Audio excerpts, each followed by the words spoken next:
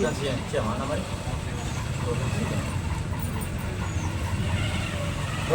తర్వాత ఏమైనా మాట్లాడుతున్నారు? ఏరియల్స్ పెండింగ్ లో ఉన్న పిఎఫ్ ఇవ్వాలి, కట్టాలి. పెండింగ్ లో ఉన్న పిఎఫ్ కట్టాలి, పెండింగ్ లో ఉన్న పిఎఫ్ కట్టాలి, పెండింగ్ లో ఉన్న పిఎఫ్. మున్సిపల్ కార్మికుల సామాన్లు మున్సిపల్ కార్మికులు. భద్రాద్రి కొత్తగూడెం జిల్లా మనుగూరు మున్సిపాలిటీ పారిశుద్ధ కార్మికులు ఇక్కడ నిరాహార దీక్ష కూర్చున్నారు. వీళ్ళకి రావాల్సిన ఏరియల్స్ అయితే 32 నెలల ఏరియల్స్ రావాలని చెప్పేసి వాళ్ళకి సంబంధించిన హక్కుల సాధనకై వీళ్ళు ఈరోజు ఇక్కడ కూర్చున్నారు.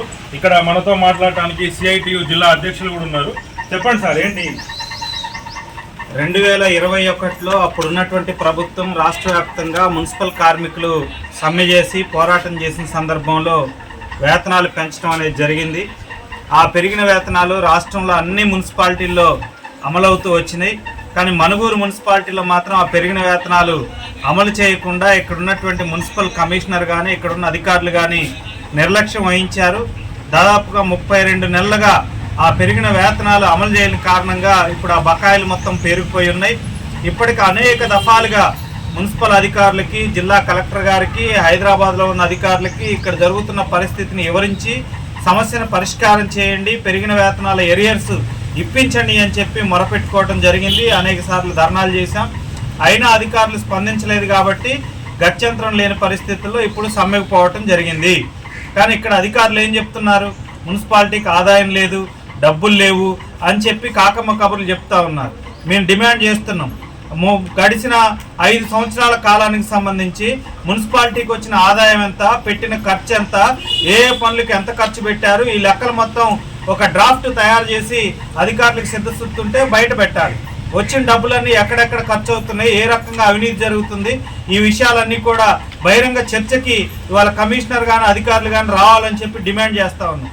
కార్మికులు జీతాలు ఇవ్వాలనంటే రాష్ట్రం మొత్తం చేసిన నిర్ణయాన్ని మనుగూరు మున్సిపాలిటీ ఏమన్నా అతీతమా? ఎందుకు అమలు చేయరు?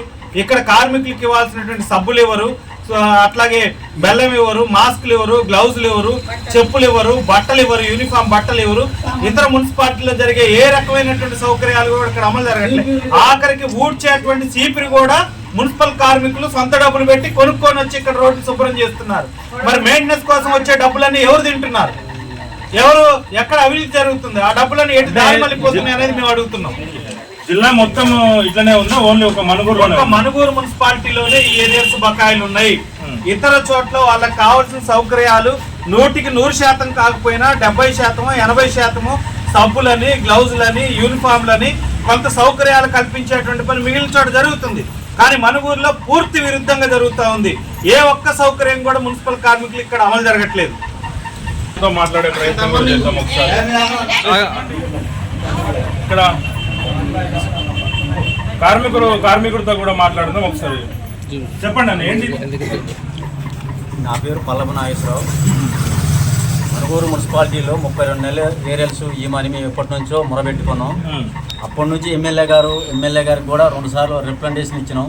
ఎమ్మెల్యే గారు రిప్రజెంటేషన్ ఇస్తే ఎమ్మెల్యే గారు ఫోన్ నెంబర్లు తీసుకొని మిమ్మల్ని పిలిపించి మాట్లాడుతానండు. ఎమ్మెల్యే గారు ఇంత మటుకు ఏం పట్టించుకోలేదు. కమిషనర్ గారిని కూడా కమిషనర్ని అడిగినాం. తర్వాత కలెక్టర్ గారికి కూడా రిప్రజెంటేషన్ ఇచ్చినాం. అది కమిషనర్ గారు ఏమన్నారంటే, నేను కలెక్టర్ గారితో మాట్లాడి నేను మీకు వచ్చేతాడు చేస్తా, ఈ డబ్బులు వచ్చేతాడు చేస్తా, లేని ఎడల మీరు సమ్మెకైనా పోండి అని అనుకొచ్చిండు. ఇవాళ పొద్దుట రాంగులోనే మీరు పనికి ఎందుకు పోలేదంటే, సార్ మాకు ఏరియల్స్ డబ్బులు ఇవ్వాలా, బట్టలు, సబ్బులు, కొబ్బరి నూనె, చెప్పులు, యూనిఫాము, తర్వాత బెల్లం ఇవన్నీ ఇవ్వాలి సార్. మరి అవి ఇవ్వలేదు. పిఎఫ్ 5 నెలల పెండింగ్లో ఉన్న పిఎఫ్ కట్టాలి, సంవత్సరానికి 15 లీవులు ఇవ్వాలి, పండగ రోజు కూడా 10:30 దాకా డ్యూటీ చేపిస్తాను. మిగతా మున్సిపాలిటీలలో 8 గంటల దాకా చేసి వెళ్తారు. లేదంటే మీరు చేతి చేయండి, లేకపోతే లేదంటారు. కనీసం సీపీరు, రోడ్డు ఓడడానికి కూడా సీపీరు లేదు. పార గడపార గొడ్డలి ఇట్లా కొడవలు కనుక ఏం లేదు. మేము డ్రైనేజ్ ఏదైనా కాలువ తీయాలంటే ఆ ఊళ్ళోకి పోయితే మీరు పారలు తెచ్చుకుంటే తెత్తేనే పని చేయండి, లేకపోతే ఇళ్ళగపోండి అని బెదిరింపులు, అధికారులు బెదిరింపులు, ఆడవాళ్ళని కానీ మొగాళ్ళని బెదిరించడం, ఆ పని చేస్తేనే నీకు మాస్టర్ లేకపోతే ఇంటికి వెళ్ళిపోవడం అని బెదిరించడం. మేము ఆ ఇళ్లలో పోయి కొడవలు ఏదైనా అడిగితే మీ మున్సిపాలిటీకి వచ్చిన డబ్బులని ఏమైతేనే మమ్మల్ని ఎట్లా అడుగుతున్నారు మీరు? కొడవలు ఇవన్నీ తీసుకొచ్చి ఇస్తే మేము తెచ్చి మీరు ఎట్లా చేస్తారని వాళ్ళు మమ్మల్ని బెదిరిస్తే సరే ఎట్టో కట్టాలని బదిలాడు చేస్తే ఇవాళ 32 నెలల ఏరియల్స్ ఇయ్యక అప్పటి నుంచి ఇప్పుడు 5 సంవత్సరాల నుంచి అడుగుతామంటే వచ్చిన కమిషనర్ వల్ల ఒక 4 నెలలు 5 నెలలు ఉంటాం పోతారు, ట్రాన్స్ఫర్ అయిపోతాం. ఈ ఏటి గచ్చేంద్రం తెలియక మేము ఇవాళ ఈరోజు మణుగూరు మున్సిపాలిటీ ముందు సమ్మెలోకి కూర్చున్నాం. మా మున్సిపాలిటీ పారిశుద్ధ కార్మికులకు సంబంధించి ఎలాంటి సదుపాయాలు కల్పించట్లేదని చెప్పేసి వీళ్ళకి కనీసం వీళ్ళు ఫీల్డ్ మీదకి వెళ్తే బ్లౌజులు కానీ కాలువలలో కానీ రోడ్ సైడ్ చెత్త పేరుకున్నా కానీ అవి కట్ చేద్దామన్న గొడ్డలు కానీ కొడవలు కానీ ఏమీ లేదని చెప్పేసి వాపోతుండ్రు. వీళ్ళ దగ్గర లేని పక్షంలో గ్రామస్తుల్ని కానీ ఆ బజారులను కానీ ఎవరినైనా అడిగితే మున్సిపాలిటీకి వచ్చే నిధులన్నీ ఏమవుతున్నాయి అని చెప్పేసి ఎదురు ప్రశ్నిస్తానని చెప్పేసి మేము ఏం సమాధానం చెప్పాలో అర్థం కాక బతిమలాడి మేము డ్యూటీకి వచ్చినాం కాబట్టి తప్పని పరిస్థితుల్లో పనిచేసుకోవాల్సి వస్తుందని అయితే వీళ్ళు చెప్పడం గమనార్హం. స్థానిక ఎమ్మెల్యే గారు ఈ విషయంలో కలగజేసుకొని ఈ కార్మికులకు న్యాయం చేయాలని చెప్పేసి ఈ పారిశుద్ధ కార్మికులు అయితే కోరుతున్నారు. అయితే మనతో ఉన్నాడు, ఆయన్ని కూడా అడిగి తెలుసుకుందాం ఈ పారిశుద్ధ కార్మికుల సమస్యలపై. చెప్పండి సాంబశివరావు గారు, ఏంటిది ఈ సమస్య ఏంటి, అసలు ఎన్ని రోజుల నుంచి జరుగుతుంది? గత 3 సంవత్సరాల నుంచి కమిషనర్ల వెంట ఇక్కడ కార్మికులు పడతా ఉన్నారు. ఇక్కడ ఈ కార్మికులు ఏదైతే వీళ్ళ సమస్యల మీద వినతి పత్రాలు ఇచ్చిన సందర్భంలో మున్సిపాలిటీకి డబ్బులు తక్కువగా ఉన్నాయి, వస్తే ఖచ్చితంగా ఇస్తామని చెప్పి కాలం గడుపుతూ ఉన్నారు. ఇప్పుడు మున్సిపాలిటీకి ఖచ్చితంగా 2.5 కోట్ల రూపాయలు మున్సిపాలిటీలో ఇప్పుడు డబ్బులు ఉన్నాయి. అదేవిధంగా ఇంటి పన్నుల పేరుతోటి మినిమం 5% పేరుతో డబ్బులు వసూలు చేస్తూ ఉన్నారు. స్టిల్గా 30 నుంచి 40 లక్షల రూపాయలు కూడా ఇక్కడ మున్సిపాలిటీలో డబ్బులు జమ అయినాయి. డబ్బులు వస్తూ ఉన్నాయి తప్ప కార్మికులు గీయడంలో లోపం జరుగుతూ ఉంది. వాళ్ళకి కనీసం వేతనాలు లేక కనీసం సదుపాయాలు లేకుండా కూడా అభివృద్ధి పనులు చేస్తూ ఉన్నారు. ఇంకా ప్రధానంగా ఏంటంటే ఇక్కడ తక్కువ మంది కార్మికులు ఉన్నారు, ఎక్కువ వర్క్ జరుగుతూ ఉంది. కాబట్టి కార్మికుల కొరత ఉన్నా కూడా ఇక్కడ ఉన్న కార్మికులు పని అడ్జస్ట్మెంట్ చేసుకొని పని వయోభారం పేరుతో కూడా ఎంత భారమైనా కానీ వాళ్ళు శక్తివంతం లేకుండా పని చేస్తూ ఉన్నారు. కానీ ఇక్కడ ఎక్కువ పని ఉంది, తక్కువ కార్మికులు ఉన్నారు.